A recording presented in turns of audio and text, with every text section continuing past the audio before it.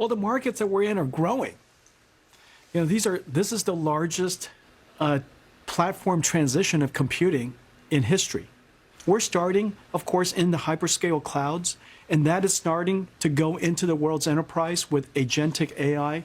We just went through this. I think people are starting to hear about this last couple of months. Went through this massive transition inflection point with AI, where every enterprise is now looking at agentic systems. And so that's the second wave. Beyond that, we still have to grow into the world's edge factories and all of the telco communications radios and all of the robotic systems and cars and farms and roads, and AI is just going to be everywhere. So we have plenty of runway, lots and lots of growth ahead of us. And I'm doing the math, as you mentioned, all of those different areas. How can you fill all those orders? Well, it'll take time.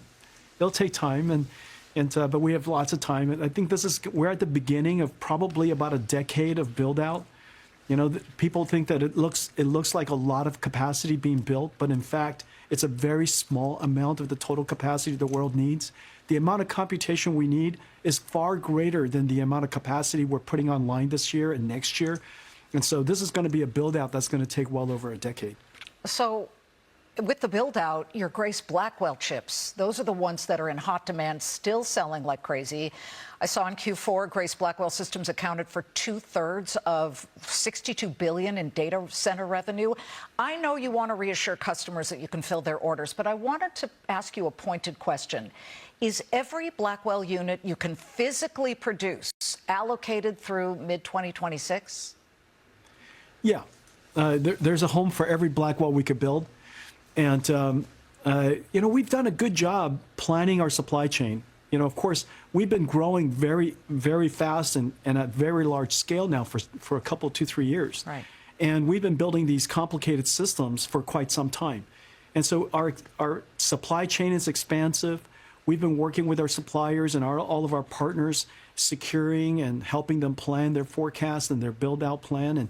And then on the other side, these data centers take quite a long time to build now. And so we have visibility quite far ahead in the world. In a way, so much of this is based on a blue sky anticipation. Everything's running smoothly.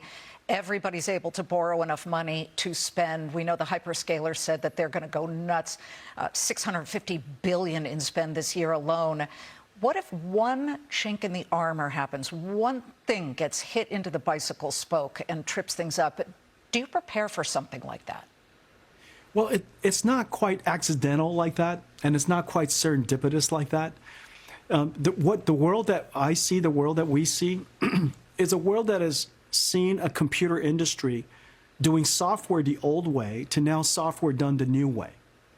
This is simply the way software has to be done going forward. Every piece of software will have artificial intelligence and tokens added to it.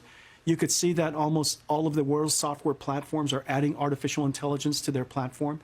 And the way that AI is produced, it's produced in real time. Just the reason why I call it an AI factory. These data centers are going to become factories, and these factories will generate revenues. They'll generate tokens, and they'll generate revenues.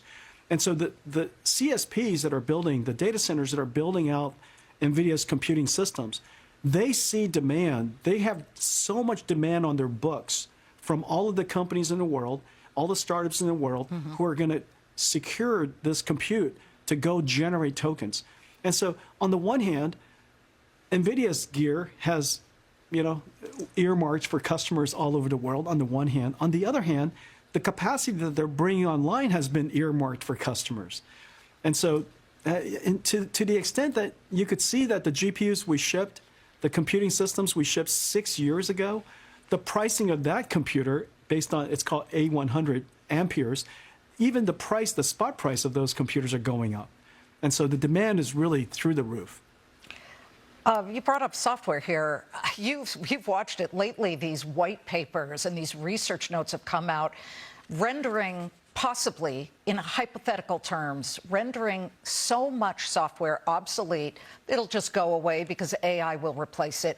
Are you following that theory, that way of thinking? Do all these software companies just go away? I think they have it completely wrong.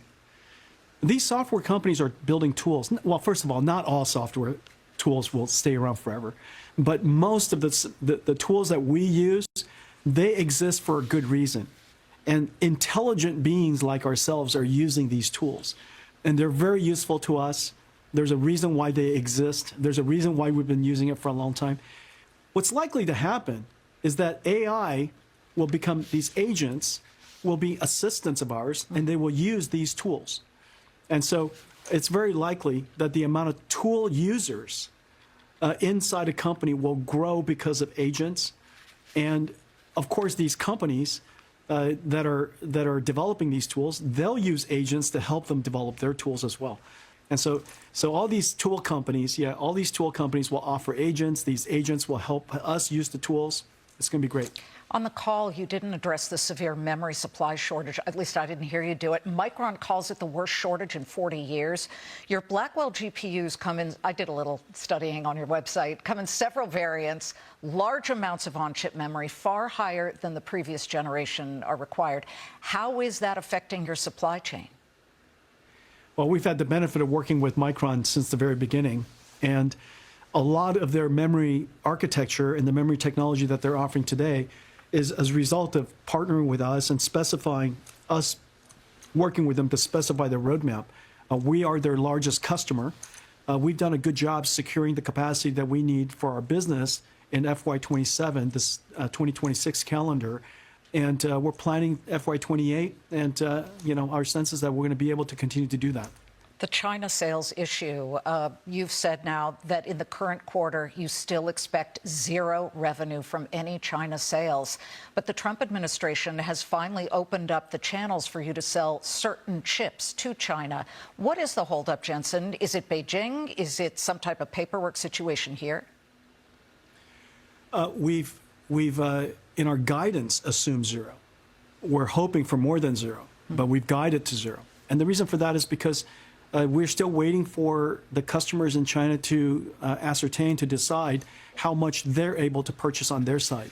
We've been approved to some narrow licenses for some of the customers, and now the customers have to decide for themselves how much they're allowed to buy. I think in the final analysis, it's very clear now that the concern that China is going to use American technology to advance their AI, that's just poorly placed. Obviously, they have their own technology. Their chip companies have gone IPO. They're doing incredibly well. Huawei just had a record year because we were left out of that marketplace, blocked out of that marketplace. And so I think that the concerns about China relying on American technology to advance their AI industry is just poorly placed. AI includes energy, it includes the chip industry that we're part of. It also includes, of course, models and applications. And it's a five-layer cake, if you will. And every single layer has an industry, and all of those industries American industry should go compete around the world to go secure AI leadership for the United States. I know you. And so I think the decision to block Nvidia, block the United States out of the China market